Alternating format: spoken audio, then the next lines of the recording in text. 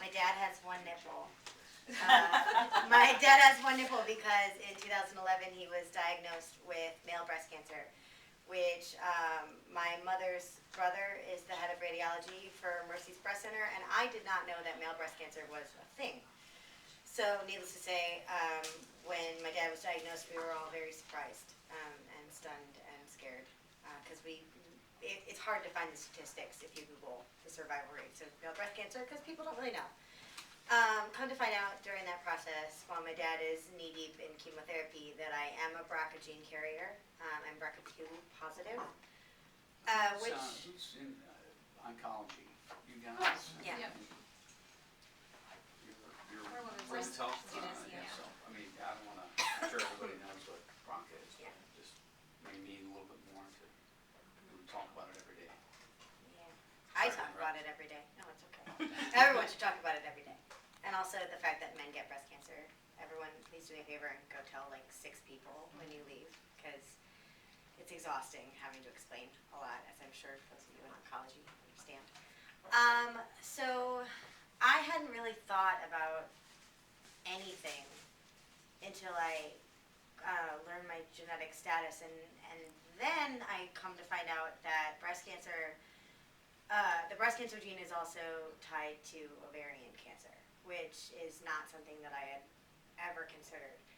And with my uncle, the radiologist, and my amazing care team like Susie, who I've been seeing for 18 years, which I'm very proud of, I feel confident, although it's always scary to get a mammogram, I feel confident that if I were to get breast cancer, we would catch it very early.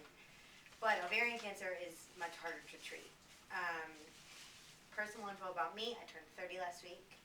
I'm with an absolutely incredible boy who really wants kids, but with everything going on in my body, I really don't know. And it's not like the people that say they don't know and they wibble-wobble back and forth. I just straight up don't know.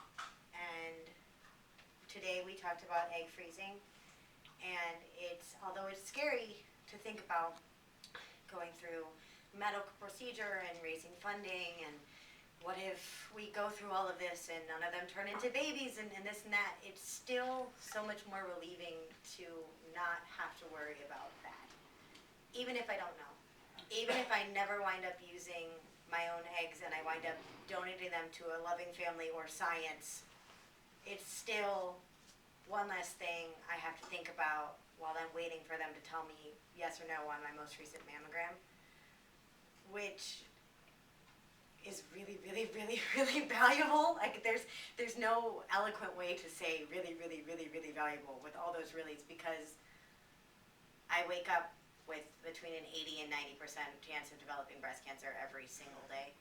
The stats on ovarian cancer are newer. I have a double chance of lung cancer, and who knows what else they're gonna find. So knowing that at least if I decide when I come out of this fog or after I have elected double mastectomy, knowing that I don't have to worry about how chemo will affect me internally, and that I'd have eggs that are 30 forever and ever to do as I choose or donate, is huge. And I think this is so important that the word gets out about this procedure, because I can't imagine being 12 and having to make this decision. I'm 30 and can't decide if I want to have kids. What if you're 12, and you're facing chemotherapy? Or what if you're one of the little girls, like so many of my friends, who all they've ever wanted is to be a mom? You ask them when they're 8, what do you want to be? I want to be a mom, and then I want to be a ballerina, right? I got the ballerina bug. The mom one, I'm still on the fence, but if it's this valuable to me, who I'm so firmly on the fence about kids, it must be just absolutely invaluable to the women who still really need an option. So I'm so grateful that I could come talk to you today, because that's what it is for me. It's an option, and having an option is a really incredible thing to have. So thanks a lot. Please go tell everyone you know that men get breast cancer too. Thanks.